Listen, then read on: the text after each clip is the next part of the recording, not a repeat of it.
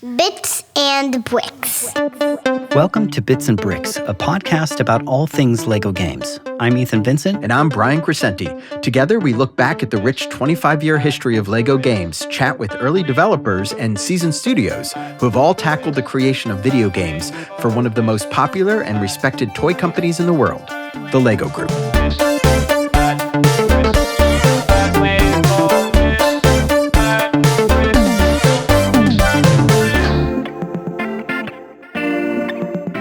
Well, Brian, this is it. Is it? Well, no, but it was going to be our last episode of Bits and Bricks.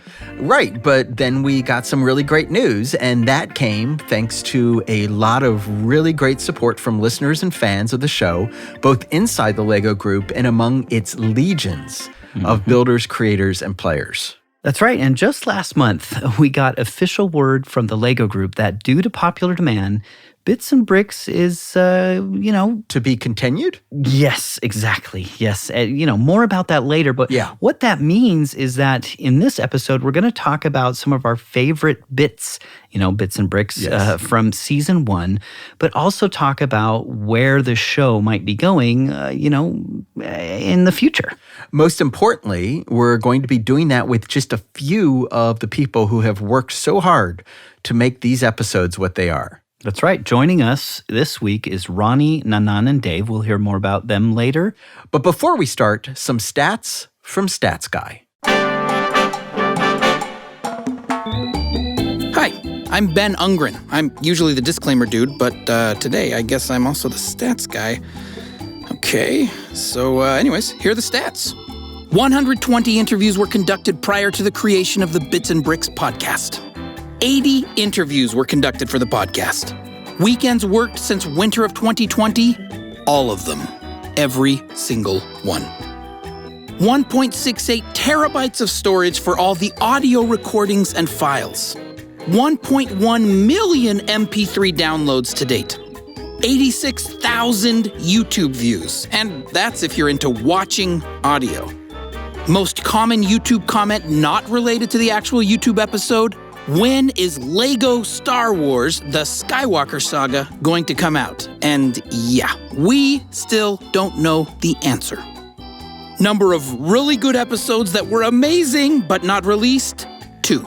Total number of words: 172,076. And that just includes the features and transcripts, not the summaries.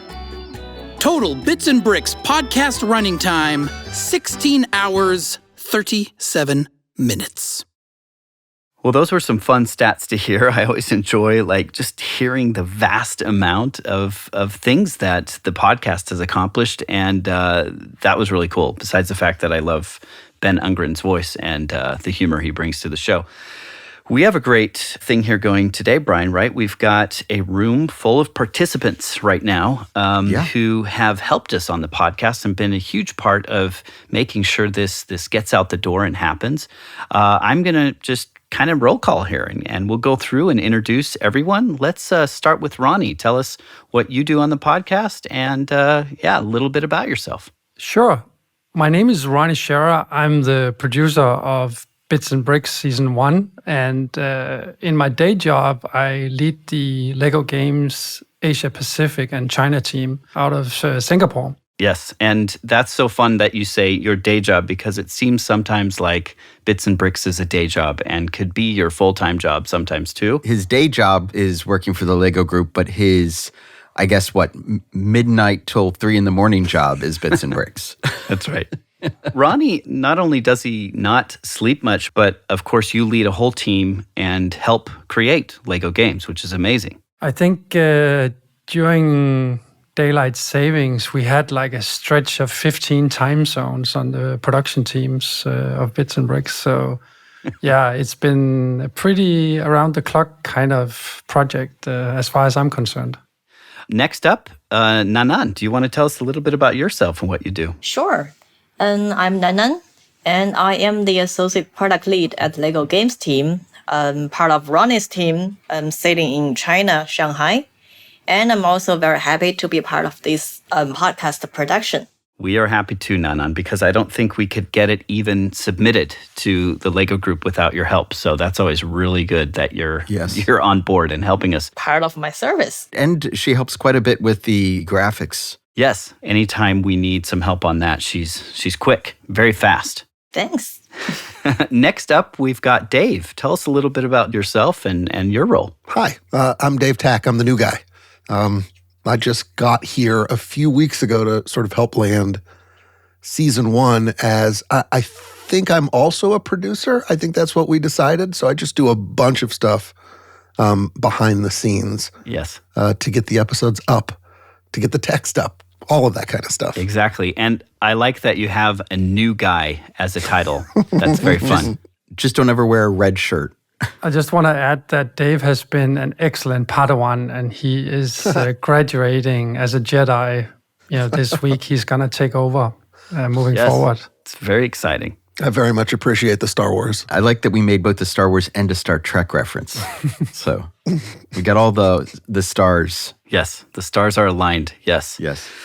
Well, that's our brief intro. Obviously, there's a few other people involved that aren't on the recording today. We've got Manuel Lindinger in Austria, who also does some of our graphic and helps with the YouTube. We've got Dan Carlisle, who does the audio engineering. So after the episode's been kind of roughed in, he goes through and does his audio magic. And then we also have Peter Premer, who's helped a lot on the engineering and right at the beginning of the podcast, as well as all the music. So the Bits and Bricks theme and all that stuff he composes. And he's got this cool setup. Brian, I don't know if I've told you that, but he's got like 3 or 4 or 5 different synthesizers in his house. And he just jumps on those and creates the music. And it's pretty cool to see him do that. And I think it's in his office, not in his house. So that was a little misspoke. Yeah, and Patricia Pascal does the transcripts. That's right. If you have been reading those. Yeah, and Ethan, don't forget the entire Lego team that supported us as well, including Jakob Bredvig Larsen, Anders Wein, and Liam Stevenson, that's helping us on the weekly releases. Alice Carter, Sarah Vint Christiansen, and Mark Hamill from Golin helping us with all the day-to-day communications and with the media and the community. Sherlock Chow, who actually does the release of the podcast into the cloud, he took over from Anders Tankred Holm that helped us recently on recording as well on some episodes while he was on leave. And Giovanna Rosin, who is our internal communications person, who helps us on our intranet updates and things like that. And finally, but not least, our great friends at the Lego Group Archives and the Lego Idea House, Tine Froberg Mortensen and Christian Reimer Hauge, that's sort of been instrumental in the early parts of the development of the podcast. Yeah, and I was about to say, that's easy for you to say, Ronnie. Those are some complex names. It's crazy how many people have been helping us with this, and we'll be adding an extensive credit list at the end. So please listen to the very end, and you'll get lots of names this time. It's going to be fun. Yeah.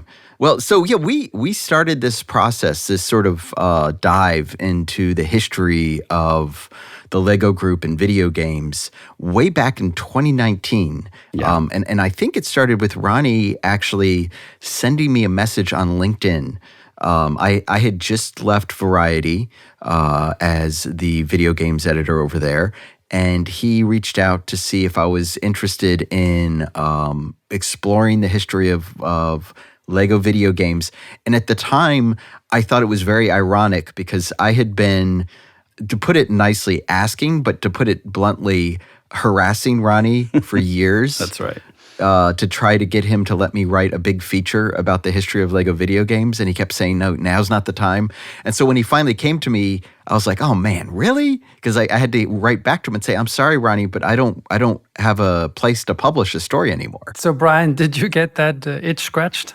Yes, I did. since then. Several times over. Yeah, but it's funny because like I didn't realize, that you want, and you told me you wanted something internal. I look back at that now and I think about like, obviously you can turn anything into a feature story. It doesn't matter how big it is, the topic you're writing about. But boy, would it have, I think, not done it justice for me to write just a single feature about the 25-year history of Lego video games. Yeah. And that's the one rabbit hole, too, that I found that we kind of went down here, Brian, is as we started listening to, the pre-interviews you were conducting, and as we dove into some of the things we were unearthing, both of us were saying, gosh, this isn't a quick article. This is not a, little short film or a 20-minute tribute to Lego games, but we've got a book and a novel, right? Yeah. I mean, we spent about a year, I think, essentially doing interviews, recording those interviews. Unfortunately, while recording those interviews, at the time we hadn't thought about a podcast. So I was taking notes dutifully on my mechanical keyboard, which means it sounded like someone was jackhammering during the interviews. Yeah. But all of that was saved and sent to the archives, the Lego Group's archives, for posterity, for history. And also, quite frankly, for research. So when those were transcribed and you just had these, page full of insights and knowledge and conversations with game creators, former Lego employees, partners, all kinds of people, super helpful to see that on black and white and kind of put things together and put dates together and timelines. I remember you creating this huge timeline, Brian, where it was just showing us like how everything got started, and it ended up looking kind of like the cork board on Beautiful Mind when you were done. Like I was very amused by just how quickly it got out of hand. I really actually wanted to create, and I still want to create, a sort of serial killer corkboard where it shows the connections between every game, like who worked on what, and create this massive tree. But so far, all I've really created was a really, really long timeline that has a lot of entries in it. You would make a great serial killer. I could see that. Oh, thanks. Yeah. Thank you. A smiling serial killer. And we had that really nice long timeline converted into a snake-like timeline, Brian. I remember we had one of your friends or former colleagues helping us out making this amazing graphic that sort of showed some of the highlights of the games over the past 25 years. Yeah, and that actually ran when we launched Bits and Bricks. We had, fortunately, I think Ethan and I were delighted to discover that the Lego Group was so behind the project that they actually put a page up on the website, the official website, dedicated to the podcast, which includes the transcripts, features, summaries, the actual podcasts, and this wonderful timeline that was created. Yeah. And it's kind of remarkable. We are now on episode 19. This is episode 19. And there were some internal episodes. There's all kinds of things we did to ramp up, including some episodes that never aired. Yeah. But it's really crazy to think about all the things that took place before the actual first podcast aired. Quite a few things happened first, right, Ronnie? It did indeed. So when I think back on the summer when I first sort of got back in touch with both of you, we had no idea what we were doing. We knew that the 25th anniversary was coming up, but we had no idea if there was anything interesting to talk about. And that sort of kicked off that first research phase. And as that was developing, we started to think about all the wonderful stories that we were picking up in the interviews and what we could do with them. And maybe, Brian, you remember what the initial ideas were that we had in mind? Yeah, I think they sort of boiled down to two bigger ideas. One was one from me and one from Ethan. I bet you could guess whose idea was whose. There was one idea for a book, and there was another idea for a documentary. That's right, yeah. And both were very ambitious and also really did want to lay out, I guess, the chronology and the details and the insights from the game, one visually, one in the written form. And that's kind of how we started. And we actually produced a really nice trailer that we will not be able to release to the public because it's so full of things that are inappropriate for public release. But it was really cool. So, some people that are listening may get the privilege to watch it at some point. Yeah. Actually, a little bit of the silver lining with COVID-19, if we jump fast forward a little bit to, I believe it was May of 2020, so Yeah. roughly half a year before the anniversary, we realized that we had all this great content and, let's deep dive into it, sort of a live event, which turned out to be sort of a podcast, but as a live event for Lego employees. Yep. And for me, at least, that's what stands out, as that's when we sort of thought, hey, maybe we can turn this into something more produced rather than doing it as a live event. Maybe it can be more like a podcast that's less stressful to perform rather than, doing it in front of a live audience, which I remember was a little bit, anxiety provoking for me at least. Yeah, I can't imagine being in front of a live audience right now. But with Nanan and Dave here, I want to jump in and kind of talk a little bit about the creation, what it takes to create a podcast.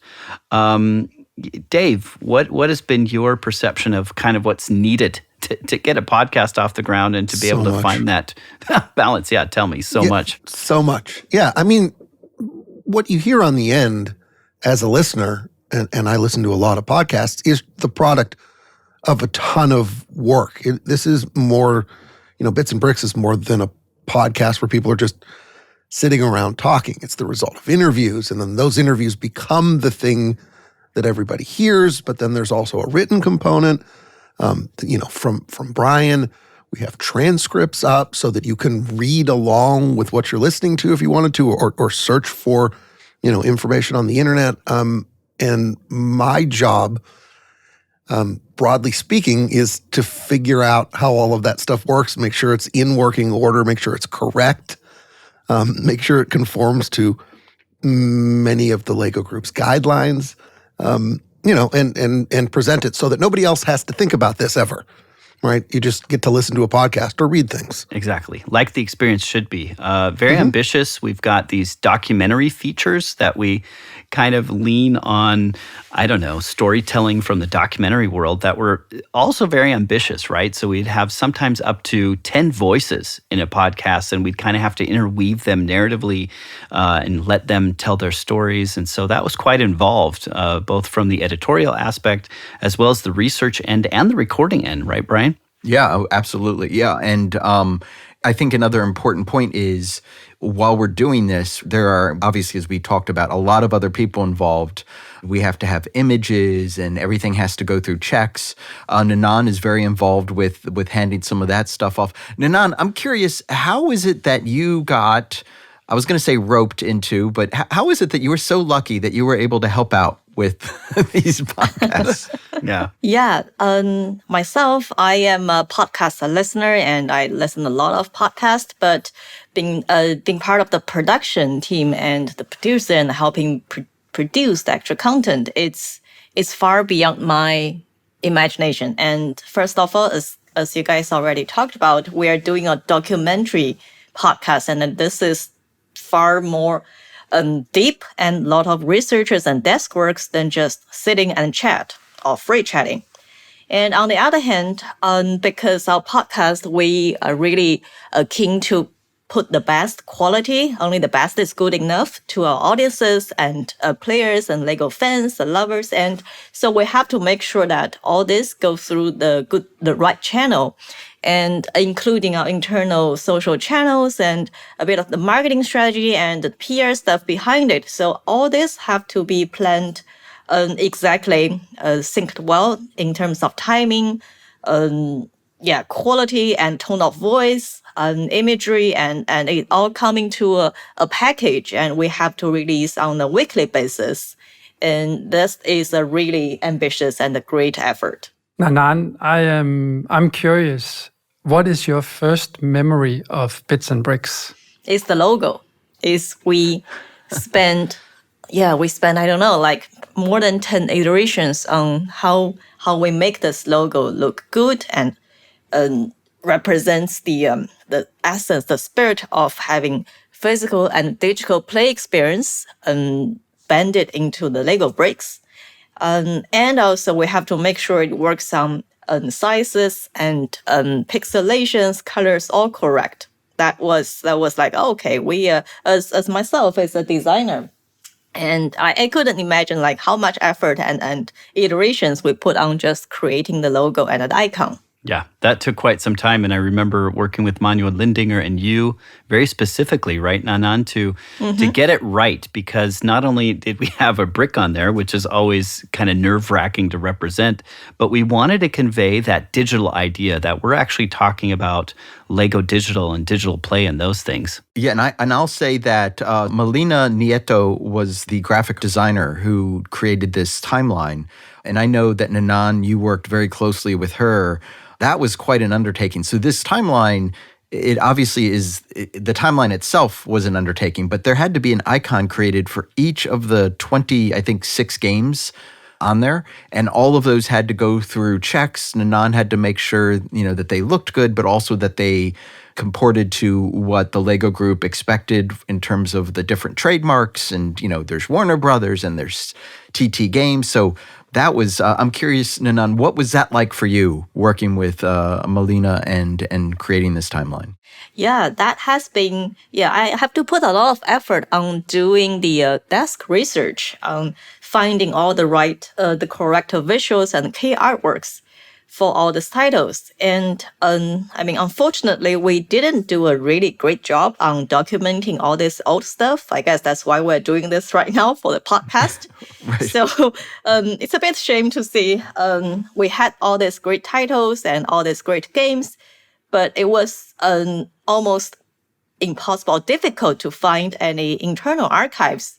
So I have to rely a lot on Google and Wikipedia and to dig into the old assets. And thanks for all the fans contributing all the footage, and actually a lot of them ended up on eBay.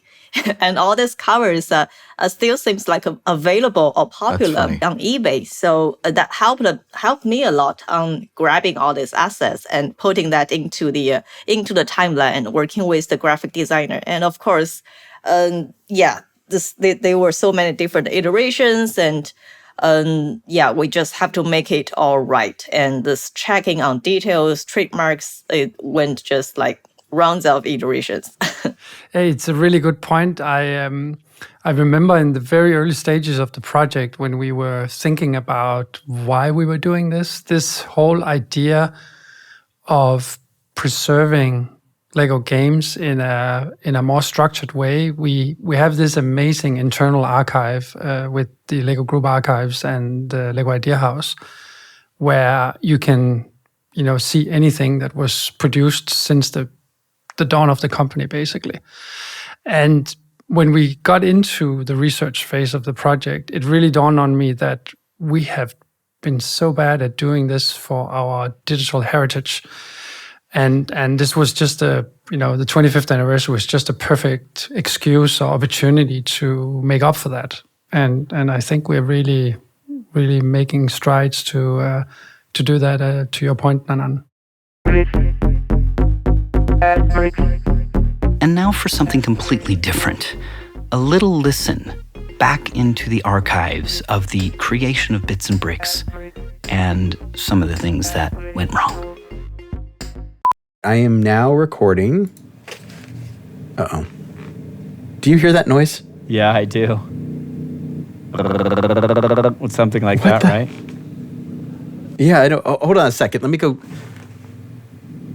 I think it's my vacuum cleaner. I have a robot vacuum cleaner, and I think it's stuck on something. It's right above my office. That's hilarious.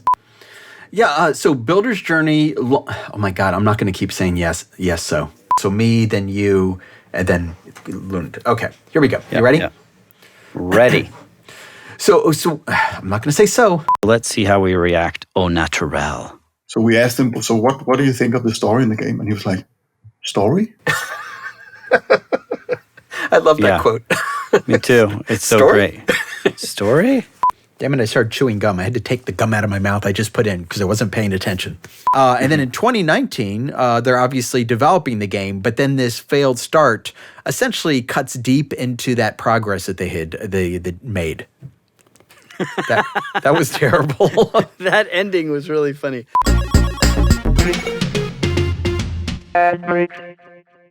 So yeah, we've done 19. Well, this will be 19 episodes of Bits and Bricks, and in most of those episodes, Ethan and I try to sort of wrap things up with our own thoughts about the particular topic that we're dealing with. We never hear from anybody else, and also I think I can't speak for Ethan, but I bet you he feels the same way. I bet that, like myself, Ethan has a lot of opinions of sort of the bigger picture, like things that takeaways we've had. So I'll start with a single thought that I have, and that is I have been so impressed that the Lego Group has been so willing to be so forthright and so transparent with the good and the bad and the mistakes and the successes, because I think you cannot get a full picture of something, and you can't learn if you bury the mistakes.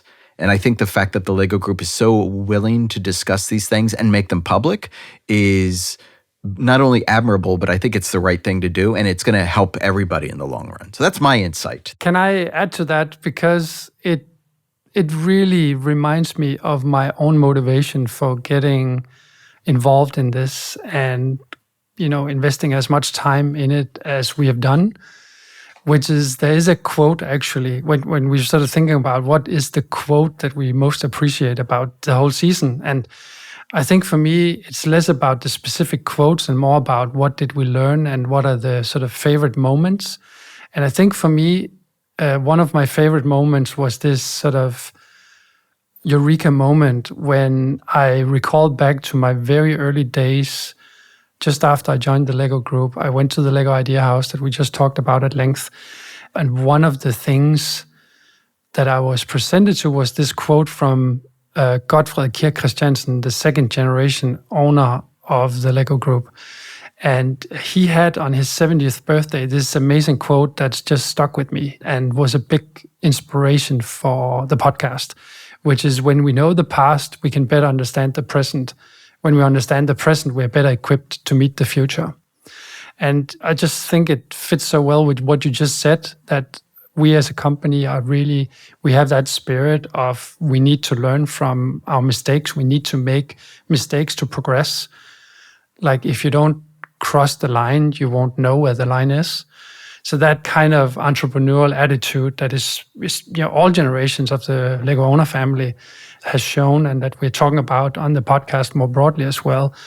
I think that is so true and such a big part of our culture. And I'm super proud and happy that we're able to contribute to that in the sort of digital era. Yeah, and I think too what's really remarkable as we're kind of going through and talking about all the findings and all the insights we've gained personally from the podcast, for me it was not only the factual stuff that's packed in learning about, hey, when did this idea start, and when did the studio actually get started to create this game, and who was involved and how did that happen, but on top of that, there's this incredible first-person account with a voice behind it. For example, Tom Stone or Ryan Seabury from Lego Universe, Tom Stone talking about TT Games. And you hear the emotion and the insights and the feelings that are related to it, right? So as Tom Stone's telling us how he pitched, Lego Star Wars, the video game, and he wasn't getting far with distribution. He was kind of getting a little desperate and saying, like, wait a minute, this is a great idea. Why isn't this taking? It's just so fascinating to hear that from a first-person voice, including, people like Ryan Seabury or Scott Brown, who are involved with Lego Universe, and just how they felt when certain things happened, and that they had, a microphone to really voice those things. I was just really delighted about how some of those things really came together magically in a listening experience that I think does something to you when you hear how someone was feeling at the time. I'm all about that because I kind of come from the documentary world, but there's just something really nice about that component. And I think those insights sink a little deeper because there's a person behind it who felt a certain way at that time and point when the game kind of came out. So that to me was a huge insight. Yeah, I mean, I think it's important, and I think that's sort of a big part of doing the podcast the way we do it. a lot of these stories have been told, or at least some of them have been told, but to hear them directly from the people who were there, I think is so important because, for history's sake, there's a difference between just, a story that says Tom Stone put it all on the line when he was trying to get Giant Interactive off the ground. And boy, was it hard. But then to have him actually say that, and like you said, Ethan, hear the emotion in his voice and him talking about how he got chills and goosebumps on his neck when he first saw the very first working version of the sort of beta or early beta prototype of Lego Star Wars. Like, I think there's a massive difference there. And knowing that, hopefully, that has been captured forever. Yeah, and you can sort of imagine that moment where he looks his wife in the eyes and says, "Honey, we're gonna bet the farm." And it was literally a farm that they were working they from. Bet the farmhouse. Yeah, very powerful. Do you? I'm sure everybody. I'd like to think everybody has favorite episodes. I'd love to hear from different people. Dave, do you have a particular episode or quote or? Sure. I mean, it's top of mind, I think, in part because we just finished putting it together. But the final episode of season 1 about the fabled history sort of ties every theme we've been talking about and every theme in really every episode together. And it goes back to what we were talking about earlier, where there's this willingness for people to be honest, right? This is a podcast that doesn't have to be honest, right? It could just be a podcast about how great everything always is, but there are always people showing up and talking about the good things they did, but also the mistakes they made along the way. And one of I think the most interesting themes that runs through all of season 1 in the 25-year history of Lego and the Lego Group and games is figuring out what works, figuring out the transition, if it really is a transition or if it's just another aspect of how to use the Lego bricks digitally, right? And, there's a lot of honesty when folks who were in charge at points talk about what sort of seems obvious in hindsight, but wasn't necessarily at the time. Nanan, I'm curious about which episode you particularly connected with. Yeah. My favorite ones are what I called the Lego Universe trilogies. These are 3 weeks of continuous telling the creation and up and down of Lego Universe, one of our greatest MMO game, and with especially with the additional footage and the remaster of the soundtrack. That was really, really astonishing. And what I really get out of from the story, of course, is despite all the great success and failures, despite all this, even after all these years, the people worked on the project. They really talk about the details and remember this so vividly. And that really showed that they put great passion and love and the belief, dedication to the projects they worked on. And I think that is really, really touching for me. That's great. Awesome. Yeah, I felt the same way. Like the Lego Universe trilogy to me is so close, like almost too close to my heart. And some of it has to do with the fact that I did the behind the scenes documentary and I have a lot of material to pull from, but also just kind of how it came together. And there was definitely a lot of blood, sweat, and tears. And having Ronnie involved, who was deeply involved, that was just, man, that was a monster. I know both Brian and I felt really relieved when we were done with them. Oh my gosh. Yeah. But it was also very cathartic because it did provide an opportunity to look at something that maybe was hard to look at, Yeah. It's interesting with Lego Universe, Ronnie was obviously directly involved. He was working on the project. Ethan, you were involved in that. You were creating, I think, you created some videos and I think sort of would you call it a mini documentary? But you were doing a lot of shooting there, basically. Yeah. I mean, the idea was to put together a really big documentary at the end, which is kind of what we started with at Bits and Bricks. But as the project evolved, there was different marketing needs to have various stories told throughout. And so we kind of broke it up. And then obviously, before we were going to be ambitious enough to like tell the full story, I got wind of how the project was probably not going to survive. And so one of the hardest assignments was creating a history piece at the end where it says, hey, we're closing Lego Universe. Can you create a video and kind of make that be okay for everyone? Yikes, yeah. Which was a really hard assignment. But I think in the end, it kind of turned out to be like, it's going to be okay messaging to a lot of the fans. So it turned out to be a really cool video, and I'm glad that happened at the very end. Ronnie, what is your favorite episode? Because I would also venture to say it's probably the Lego Universe ones, but I don't know. You probably, maybe that was too close to comfort, you know? No, it was very cleansing, and it was amazing to, we've worked on this for a while, and I've been in touch with the team all these years since we split up. We have a Facebook group where we sort of connect on a regular basis. Yeah. So I was just really looking forward to be able to sort of celebrating, the things that we did achieve and that we did learn from it. And once it was out, everyone just came back and was so appreciative. And like you have this thing that you are working on, thinking about for, months. But this one took a long time, like from the sort of initial inception to actual production, where we sort of, were thinking about it, started a little bit, put it on hold, started a little bit, and then we went all in and did the trilogy. But yeah, so the reaction from, Scott, Ryan, Peter, lots of other people on the team that were rightfully surprised that we celebrated the 10th anniversary of Lego Universe as part of the 25th anniversary of all Lego games. I think the fans as well, just amazing feedback, like just lots of positive feedback and love and interest in things that had not necessarily been as clearly documented in public before. So that is clearly a highlight.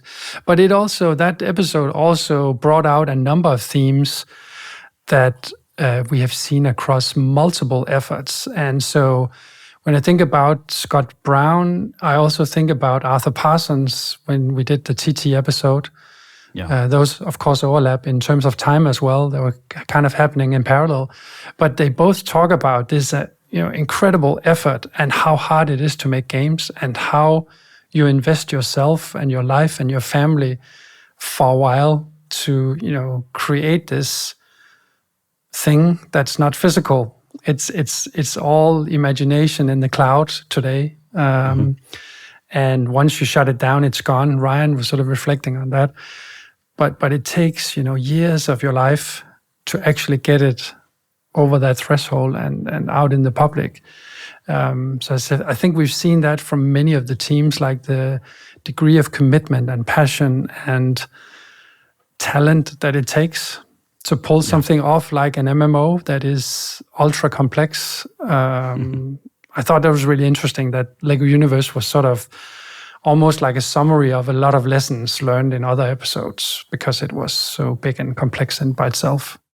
Yeah, and you were very ambitious on doing all kinds of things with that release. So it wasn't just, 2 episodes from the podcast, but you remastered the soundtrack with Richard Decker and Brian Tyler. Then you also re-released and remastered all the videos that I had created, and they were all kind of, launched all at the same time. And there's just this massive output to remind us again, I think, of Lego Universe, and rightly so, it being 10 years and 10-year anniversary. But yeah, pretty amazing that you were that ambitious, Ronnie. And the part of that was that we had been very actually good at documenting and preserving a lot of things between you, Ethan, and the Lego group. We had so much material on Lego Universe. We even have an internal server that still runs. So it's quite well documented compared to, I would say, most other things. Yeah. Wait a minute. Did I just hear you say you have an internal server? Is the game still live?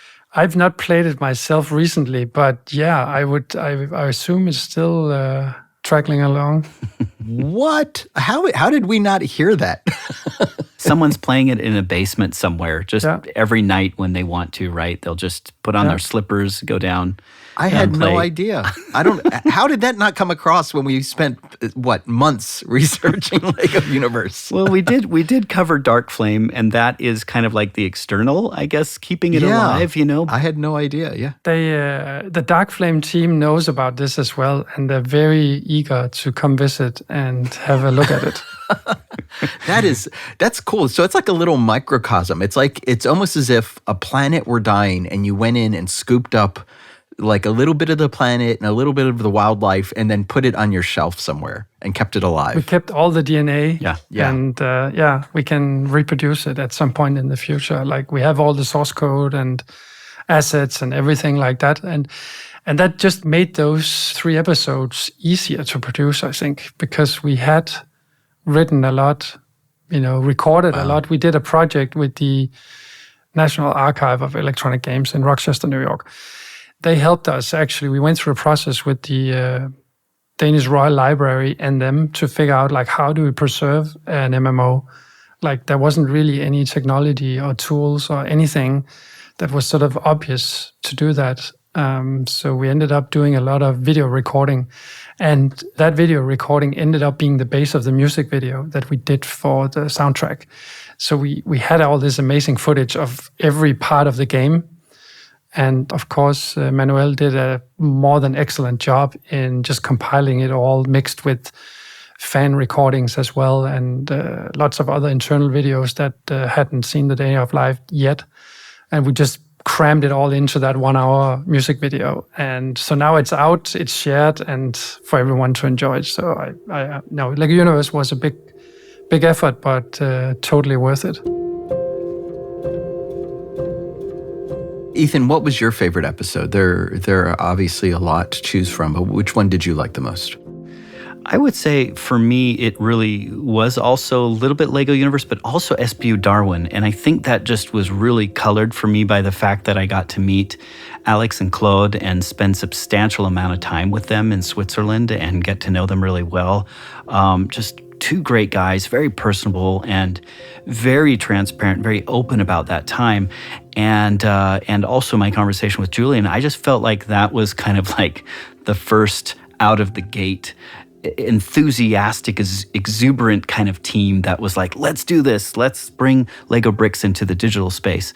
And that to me was really exciting to meet them. And as we started talking, just that same enthusiasm kind of surfacing. Same with Bjarne when I met with him and he showed me some of his first models he created, and actually the model that was responsible for him, being able to join the Lego group. And man, that I'll tell you what, that was a really, really fun aspect of putting this podcast together. And I'm looking forward to putting a little something visually together for that as well. But that to me is one of my favorite episodes, just because all those people involved and how great they were. I really enjoyed that one as well, because it was part of the history that I had not been able to dig into. I think I've told you this before, but maybe for our listeners, when I was hired into the Lego group, that was just off the back of shutting down Darwin. And it was kind of, don't ask about that. So the attitude was, there's not much to learn from there. It was a curse word, right? It was like, don't go there. We're moving forward. So I really enjoyed learning about it. And it's also a little bit like it came full circle, because Darwin was the first story that we told in what became the podcast. Like that first live event, going back to that's where we started. And we almost finished the first season with that. So I'm so happy. I love that during our research, when I was calling and conducting all these interviews, the fact that I sort of stumbled across this and we included this in the podcast, but, I'm talking to somebody about Lego Friends and she's like, wait a minute. Yeah, have you heard of SBU Darwin? And I'm like, what? Adriana. And then going back and like tracking down all those people and interviewing them for the archives was really interesting, and just finding out all this amazing history. I think we even got a hold of copies of the newsletter and the video. And so there was a lot of stuff that obviously we didn't use in the podcast, but it helped shape the podcast. But you know what? I think this is a great transition to talk about the future, because I do think we have one more Darwin episode in the can, which is when we can get a conversation with Dandy. If it ever happens. We need to reopen that box. So this is an invitation to Dandy. Please reach out. Before we do that, I would like to mention my favorite episode. Please. I love all of them. The ones that I like the most are the ones where I feel like we're revealing something that people have never heard of before, or a facet. And I think all of them feature that to some degree, but the ones that really dug into that, Minecraft was one of them, where I think probably nobody realized that for a while Mojang and Notch, the person who created Minecraft in his studio, were working directly with the Lego group to create something that combined Lego bricks with Minecraft. And I think that episode is fascinating on many levels, both the fact that it existed, but also getting insight directly from someone at Mojang about why that sort of fell apart, I think was an interesting sort of cautionary tale. But I think even more interesting to me was our Fluid Play episode, which may not sound like perhaps the most interesting if you just go by the title, but this was an episode where we not only traced the evolving history of how the Lego group has spent so much time trying to figure out how physical and digital play can intersect, but also we are able to talk to people about a bunch of different creations, including the KidPad. And the KidPad story, I think, is amazing. And it also includes one of my favorite quotes, which involves pig's feet. Was it pig's feet? It was pig's feet. Yep. Yeah. And that's such a great anecdote, and such a great sort of anecdote for game development about, sometimes you have to kill the pig. So you have to go back. If you haven't heard this episode, go listen to it, because it's amazing. It has this great little anecdote about, game development and the fact that sometimes things don't go your way. Yeah. John Sokolowski was talking to us about that, who was just really recalling. I love that too, Brian. I love that quote. And if you haven't listened to that, it's a great one. Can I just add another fun moment? And so Tara Wyke perfectly reproducing the sound of Chewbacca pulling off minifigures' arms. Gosh. She was like a great pro Foley artist. So maybe you can insert that right here, Ethan, just as a... I will. I just wanted to keep pulling the arms off of things and playing Chewbacca, because you could pop the arms off of, and I just thought that was hilarious. So, wait, did you just make that sound effect that quickly? I did. Yes, yeah. I need to hear that again. Yeah, like that. Oh, man, there are certain hilarious. things you need to learn how to do as a toy designer. You have to prove yourself. She had so much energy too, talking about the minifig. It's so funny because that topic just came to life for me too, Brian. I don't know how it was for you, but that also seemed like an episode. It's like, okay, we're going to do a whole episode talking about that. Boy, did that just go by, that hour of interview with her. And she was just so full of energy. Yeah, it's funny. I think she is in one of only 2 episodes where we had just one guest. I think that's right. And the other was about friends and about gendered play, which I think was also it was a great topic to discuss, and we had a great person on speaking about it. Mm-hmm. But it's unusual. We don't usually do that, and that says a lot about Tara's ability to answer good questions, but also tell some great stories. Yeah. So, Dave, you talked about concepts and ideas, but is there an episode that you like, that you're like, that's my favorite episode? No, man, it's so hard to choose. Maybe I'm with you, Ethan, with Darwin, in part because selfishly it was the first episode I worked on, but it's so emblematic of what folks in the Lego group do. Yeah. Which is they have these ideas and they try them, and whether, unfortunately there's not a super happy ending with SPU Darwin, but it did plant the seeds for what came later, right? The arc of the season, the arc of the story here is that they knew that there was something valuable, but part of the story is trying to figure it out over a long period of time. And it's not even, I don't know, it's almost like they invented some things too early, except that those things are valuable, right? I think the regret there, that everybody expressed in the episode is that there wasn't an absolutely direct through line to the next thing. But it's so neat to be able to look back and to hear from the people who were there, who had the right ideas and who were essentially, be validated in the end, right? Because that is the future is neither digital nor physical. It's both. And that is part Fickle. there you go. And that's right. That's part of what Darwin's story is. How did we get from there to here, right? And the story's not done. It's not written. We're in the middle of it. Yeah, so true. Yeah, that's very cool. Absolutely. Speaking of being in the middle of things, I think we should leave this to Ronnie to announce. There's a little announcement that we can make. I am so happy to announce that we are continuing Bits and Bricks until the end of the year to sort of complete the celebration of the 25th anniversary of the first LEGO video game.